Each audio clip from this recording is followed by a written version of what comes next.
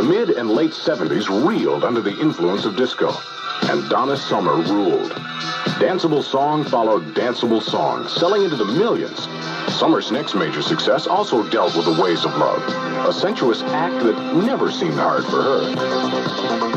I believe that every good singer is an actress or actor, and that their ability to project the image of what they're singing or saying is part of what their creativity is about.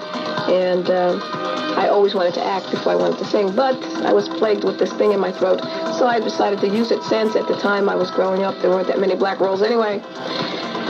And so I went for the logical, and what always, as a frustrated actress, style into each song. What I try to do is to take the style of the song and make the voice to fit the song. In other words, some people have a particular distinct style. They can't alter their style for a piece of work. They would give up a song because they would say, well, that song's more for so-and-so. I say, I will alter my voice for the song, as opposed to altering the song for my voice.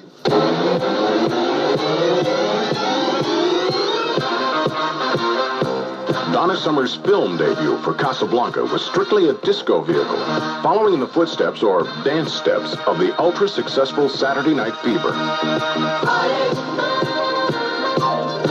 Thank God it's...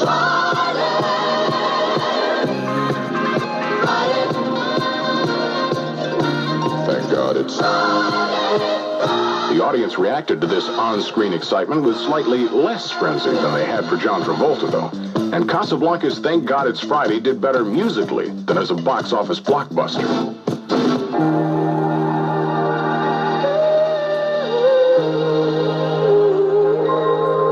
Donna Summer's showstopper in TGIF was a gem of a tune that helped sell everyone on the soundtrack. Last Dance.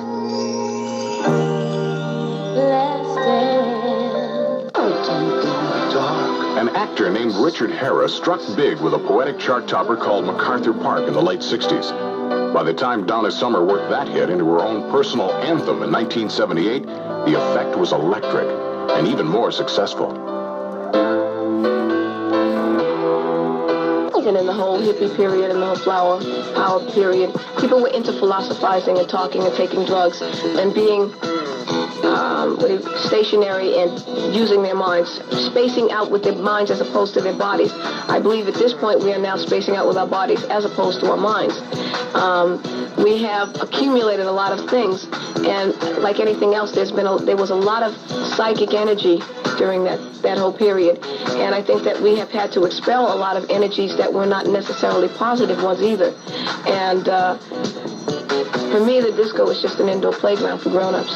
From the grown-up playground at MacArthur Park to the bizarre disco setting of Thank God It's Friday, Donna Summer was in a strange and crazy space that even she couldn't seem to shake at this point. There was more to life than disco, and as Donna Summer put it at the close of the 70s, she was ready to make a conscious return to an important but overlooked force in her life: religion. I have always been a Christian. I will always be a Christian. I have not always lived as a Christian, nor have I always accepted the responsibility of being a good person in my life, as far as being not necessarily even a good person to other people, but firstly a good person to myself.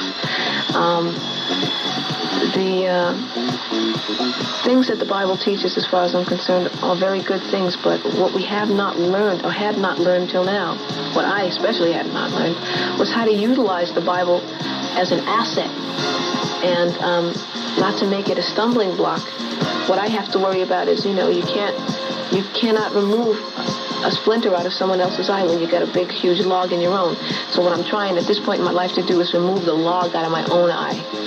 And maybe then I can help somebody with their splinter. Baby, please. Spiritual beliefs I have, it will be incorporated in my music. It's kind of impossible for it not to be. I don't think that will affect the rhythm or the beat of my music.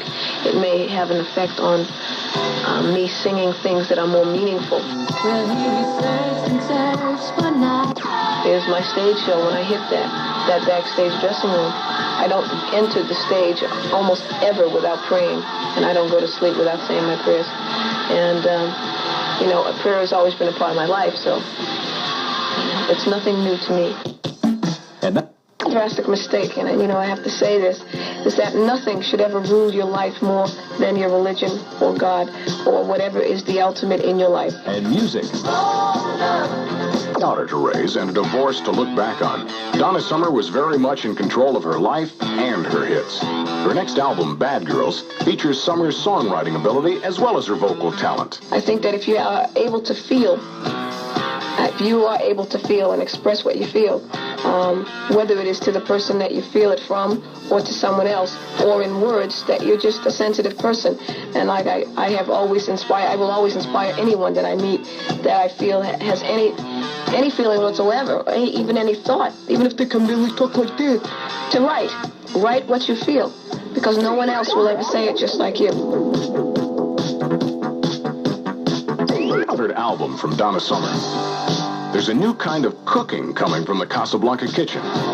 The early disco-fied cheesecake heats up into a steamy rock and roll stew.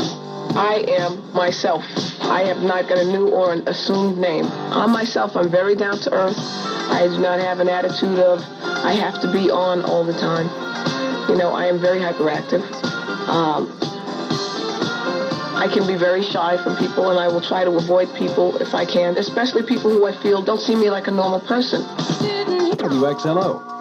Donna Summer leaves little to the imagination when it comes to just what kind of hot stuff she and all those other bad girls are looking for.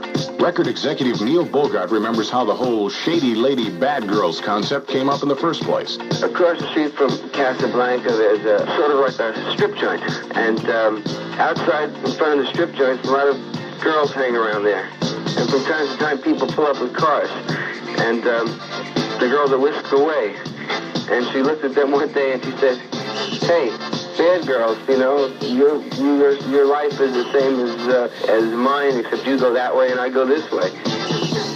The new bad girl image for Donna Summer fits the former disco queen more comfortably than the earlier sex sound created for her. In fact, now more than ever before, Donna Summer can relax, dim all the lights, and let her fantasy world take control. City, being able to founder my own state, or not state in a sense, city, my own town, and make it work, and see it work, and then be able to die in peace.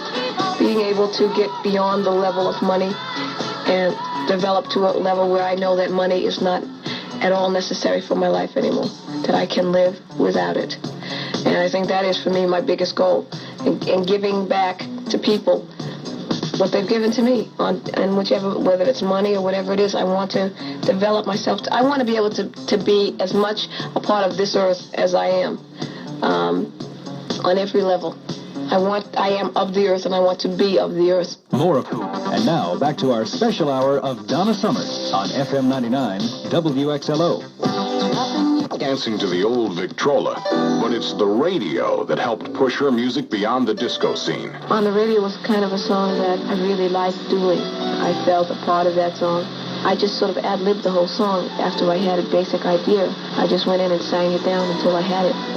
A kid, and you remember when you were a kid and it had the radio shows that would come on the weekends, and everybody would be sending their love letters to Jeannie Sue, and this is from Old Green Sleeves. And I mean, a lot of people found that particular medium to communicate by.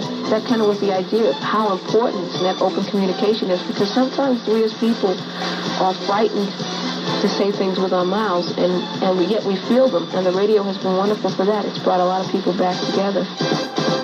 Special continues on FM 99 WXLO. I think the moment that I discovered that I could sing, or that I felt that I was blessed to sing, I think it's the most wonderful moment that I can recall. I never wanted to do anything that didn't have to do with theater, singing, acting, or escaping from reality somehow. I was always an escapist on that level. The record company was linked with its fastest rising artist. The Casablanca-Donna Summer relationship is a prime example. Suddenly, in January 1980, the music industry stops dead in its tracks when Casablanca's golden girl, Donna Summer, sues to stop Neil Bogart's label from producing her tracks. Summer and her attorney say enough is enough and slap a $10 million lawsuit against Casablanca Records and Filmworks. The charges? Undue influence, misrepresentation, and fraud when it comes to gaining exclusive rights to the superstar's career. Summer says Neil Bogart and his manager wife, Joyce, took advantage of her at a physically and emotionally unstable time. Basically, Summer wants out of her binding Casablanca contract. Neil Bogart loosened his hold on Casablanca soon after Donna Summer's suit. He sold his 50% stake in the company he founded, proving he could be as self-directed as the star whose career he once handled. Nobody pioneers Donna Summer. Donna Summer is, controls her own destiny. A lot of people have given me a lot of credit. I, humbly accept it, but Donna is Donna Summer. I think the things that make me feel the best are when I really feel that people understand that this is my profession and this is what I am as a human being. And just as they go to work as a doctor or a nurse, when they perform what they have to do and they have to give someone a shot in the arm in the day, and it may be painful. And important artist, it was only natural that she meet up with yet another no-nonsense superstar in the music world. When Barbra Streisand and Donna Summer teamed for their incredible duet and pledged no more tears, musical history was made. She's a perfectionist. She likes to do everything 100% right. I liked her a lot. I mean, I felt very warm to her. It was funny how the whole song came about because I have always admired Barbra since I was younger. And my friend Paul Jabara, who wrote Last Dance and wrote Barbara's hit, Main Event, decided that he was going to try to get us together on that song. And he played it to me and we played it to her separately. And we both said, well, why not? And I think that the point about the song was not well received somehow, that Barbara, a white Jewish girl, and Donna, a black American, sang this song together. And I think they got that it was two people from those extreme backgrounds getting together, two females who don't need to, who normally people would put in a competitive place, said, hey, put the ego aside and let's just sing it because that's what's more important. The music is more important. Success is already hers. So what's next? I don't think that just being successful on this level is all that I want for my life. I want to be a good human being. I want to die feeling good with a smile on my face. I want them to have to beat the smile off my face when I go.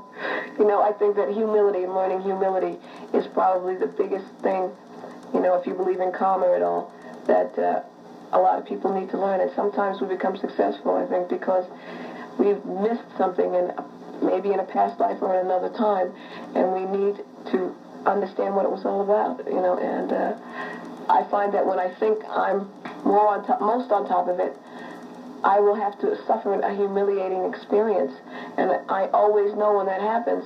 It may be on a very minute thing. I might have said something to someone that embarrassed them, and they might scream at me, and I won't know why they're screaming, and I'll say, well, why? Because I haven't taken the time to make myself understand where that person is coming from. And so that's, I think, basically, has a lot to do with, we can't let it go overboard. This is just one reality. The reality is the war could break out tomorrow and everybody could be on their feet, on their feet at war, working in God knows where, me included.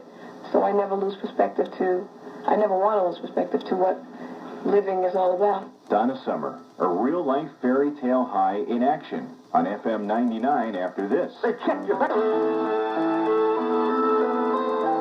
The continuing course for Donna Summer in the unfolding decade will be the productive powerhouse road of the 80s superstar, an entertainer who defines the somewhat narrower restraints the 70s used to categorize everyone from folk rockers to punk bands to disco artists. What I feel is that people communicate in a way that is called music, and that people can understand that, and it becomes a form, whatever they want to call it, whether they call it rock and roll or disco or jazz or whatever.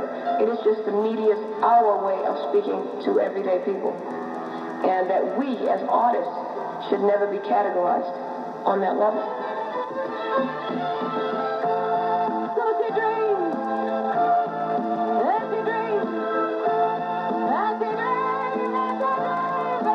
In and out of the courtroom almost as much as she finds herself in the studio, on stage, or even in church. But there's no doubt about it.